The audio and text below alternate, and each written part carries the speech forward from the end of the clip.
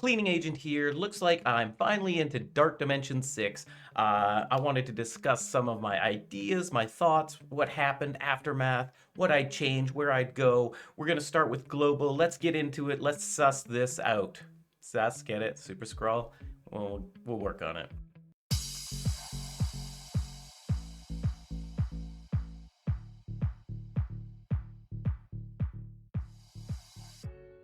I'm just over a week into DD6.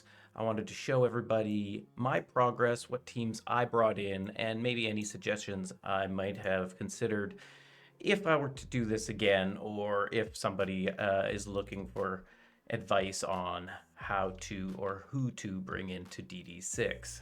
I enjoy the Dark Dimensions. I've always enjoyed the Dark Dimensions. And the reason for that is you get to play the node and kind of cancel out your attack and play it again, get the right RNG, find, what characters you need to target first. All of those things are very interesting to me. Although now, again, after playing this game for 5+ years, I don't care as much how well I do on each node. I don't have to get the highest score possible. It just is what it is. So let me first go into my roster here just to show you who we brought in to global. So the global characters I brought in was Big Apocalypse, Quicksilver, Captain America, Titania, and Black Widow.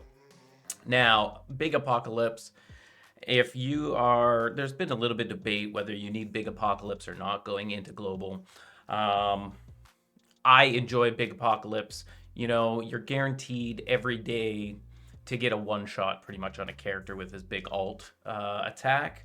So that is nice. There's no way you're going to get stagnant on a match. You're always going to be at least popping one character off the screen and getting a little bit of progress as you go. That said, Quicksilver is also a really good character, but he's super expensive. I don't know if he's necessary for DD6, especially in the first run, because he is expensive mystic character, and there's lots of mystics potentially that you could bring in here in later nodes, later areas. But he is great, and more so, Scarlet Witch is great. Getting that 6th character on the board is really helpful. She redistributes and heals your characters. Very nice to just have an extra target when everybody else may be needed for big attack later down the road. So yes, Quicksilver's great. Do you need him? No. Will it make your global run a little bit smoother? Probably. So yeah, we'll look at that a little further when we see the attacks it took me to get through global. Captain America, Titania, and Black Widow, these are kind of my budget picks. I didn't want to bring Captain America in because Rebirth is already falling off the wagon. There's a new raid team coming in soon, I'm sure.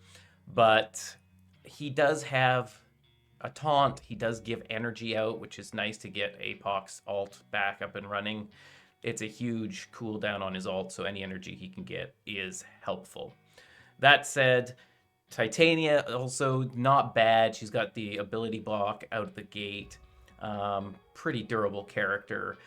Just not great. She's there. She's just not great. And then Black Widow is like the cheap option to bring in, but I actually don't mind Black Widow. I've brought Black Widow into almost all of my Dark Dimension runs because 1, she's super cheap, but 2, she's got a low cooldown stun.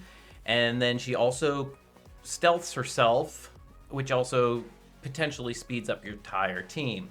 So, and that's on a low cooldown as well, every other turn. So she actually survives not bad, just being the only character in stealth. And she's popping off speed ups and getting some stuns in there as she goes. She also clears positive effects off of enemies. So she's a great utility character, great control. For her price, I think she is a go-to character because it's just simply cheap and she's actually fairly effective. That said, at the end of the day, I probably would replace Captain America and Titania with new characters that are coming in. I'm guessing with these extreme X-Men that are coming in soon, there's going to be better global options for you right there. But you are going to have to balance all of your pieces accordingly, because you don't want to go too high on mutant, and Apocalypse is a very pricey character bringing him up. That said, potentially you could skip Apocalypse if the new global mutants are typically, any X-Men character I think has been global, so them hewing away from that is unlikely. I'm guessing Nightcrawler will be a global. I'm guessing his whole team will be global, or majority of it. So yeah, you might be able to replace Apocalypse with this new team coming in, but I wouldn't hold my breath. Epoch is just a safe bet and very strong throughout the game. So bring him in. All right, so now that's being said, let's take a look at the actual attacks it took me to go through these global nodes. Well, first off, you can bring anybody into the first two nodes. There is 0 requirements aside from gear tier 18. So I brought in Quicksilver, Kang, Apocalypse, Black Cat, and Kestrel. Those were my first 5 characters that I gear tier 18'd. All characters I figured I was going to be bringing into DD6 no matter what changed in the next 6 months, however long. And so they did fine in these opening nodes. You don't have to go this route. You can bring in your global team. I think they'll do just fine. The first 2 nodes aren't that challenging overall, especially if you have big boy APOC in there. So just go for it. Okay, so 2 attacks on that one. The second node was 2 attacks as well. So there you go. Not too bad. Pretty easy. And then we actually get into the global. So the first global node took me 3 attacks. As you can see, if I get over 1 million damage, like, you can feel if you take out a couple of waves, you're probably in a good spot. You can let that attack slide and not restart it for RNG purposes. I mean, it's just not worth restarting the match over and over and over and over and over and over and over and over and over again. I just don't feel that. I think this can be lowered, again, if you're bringing in some of these new global tunes that are going to be coming up. As long as they're not, like, too expensive to gear up, they're probably going to fit in just fine and will probably do okay at 4 or 5 stars. Whereas all of this team is 7 stars. All right. Second global node was a little bit more hectic. It took me 5 attacks. Now, that being said, average again was over 1 million per attack. It's just a big node. I wish it showed. The unfortunate problem is it doesn't show you what characters are on the map.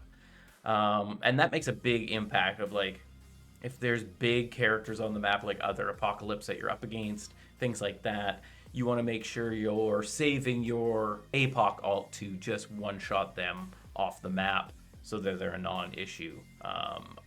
Other characters like Kang, Quicksilvers, you want to make sure you can pop them with the APOC ult immediately once they drop so that they don't cause you issues. So yeah, 5 attacks, wasn't so bad. And then the third global node, it took me 4 attacks. It should have only taken me 3. I definitely dropped the ball on my second attack here. You can see the 29 million. I definitely just didn't back out of the fight in time. I think I got a phone call or something. I didn't watch. Something happened, distracted me, and that was it. The attack was done, and I was like, well, that happens. So usually it doesn't cause too much trouble. It just costs you a day off your run, whatever. So there you go, 4 attacks. So overall, not too bad.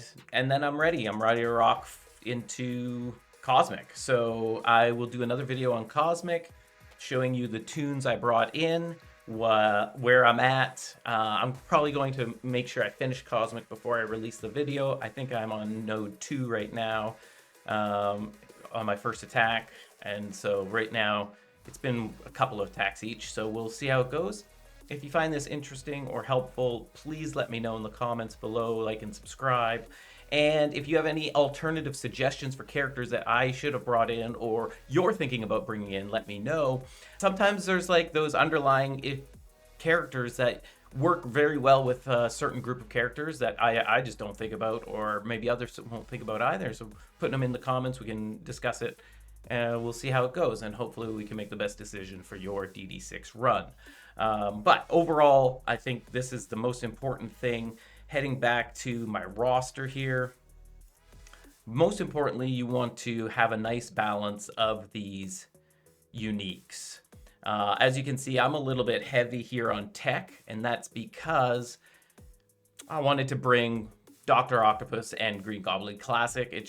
They're both very good characters now, and with Sinister Six being reworked, I'm bringing more Sinister Six than I originally thought. A very important message here is that you want to save your resources and not level up too many characters before you actually are ready to start your run.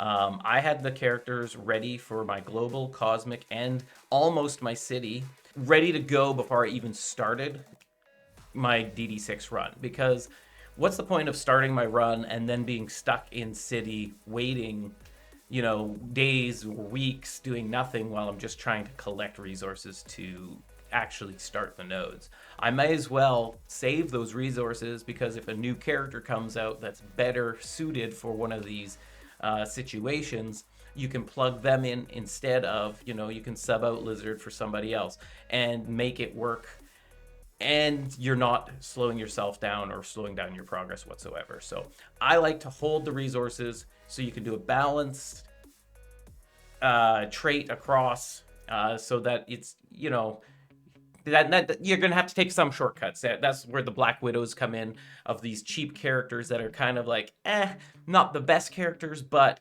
they keep an even playing field here, so that when you're collecting these uniques, because they're mostly random how you're gonna get them and what you're gonna get, you can just kind of assume you're gonna get a balanced amount throughout. All right, I'm Cleaning Agent. Please like and subscribe, and we'll see you in the Cosmic Nodes. Keep it clean.